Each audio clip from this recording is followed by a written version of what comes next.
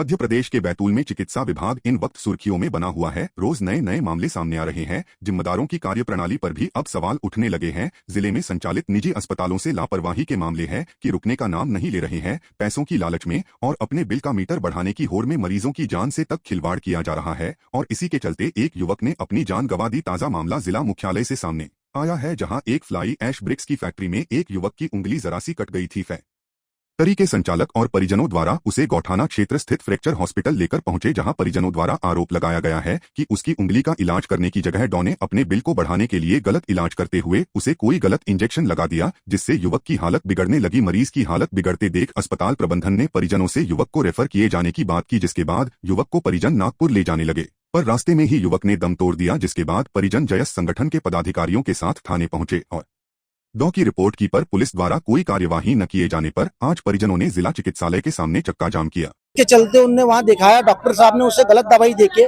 उसकी जान ले ली, उसकी जान चले गई इसमें। और डॉक्टर साहब ने जानबूझकर उसको रिफर भी कर दिया। जब आपसे नहीं हो रहा था तो आपने क्यों किया? फिर आप तो डिग्रीधारी डॉक्टर हो ना। कहाँ चोट आई थी? उसकी उंगली पे चोट आई थी, ऐसी उंगली पे चोट आई थी। चोट आने के चलते वो इंजेक्शन लगाने ले गए थे उसको। और आज इतने परेशान है कि यहाँ कोई सुनने वाला नहीं है हमारी बात।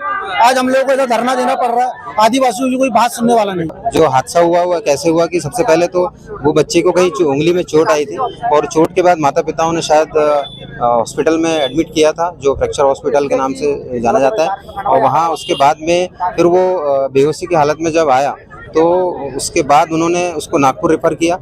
रात को जैसे ही पुलिस थाने में भी इसकी कार्रवाई करवाने के लिए गए सभी समस्त आदिवासी संगठन के लोग, तो वहाँ पर भी किसी प्रकार संतोषप्रद उत्तर नहीं मिला।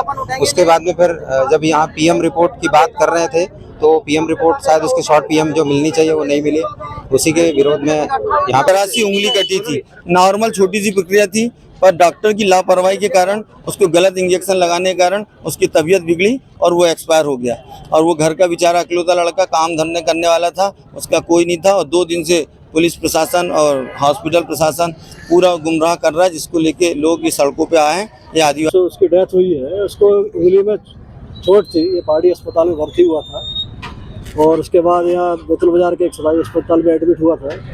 उसके बाद इसकी डेथ हो गई, नागपुर रेफर किया गया था इसको और इसका आज पीएम कराया गया है। और परिवार के लोग जो पीएम रिपोर्ट के लिए मांग कर रहे थे, तो पीएम रिपोर्ट 60 पीएम रिपोर्ट प्राप्त की गई है। उसका एफएसएल परीक्षण करा के उसमें जो भी वैधानिक कार्रवाई होगी की जाएगी। शॉर्ट पीएम रिपोर्ट में क्या निकला है सर? उसमें एफएसएल के लिए सजेस्ट किया उन्होंने, तीसरा प्रिजर्व है और ब्लड सैंपल प्रिजर्व किया गया है।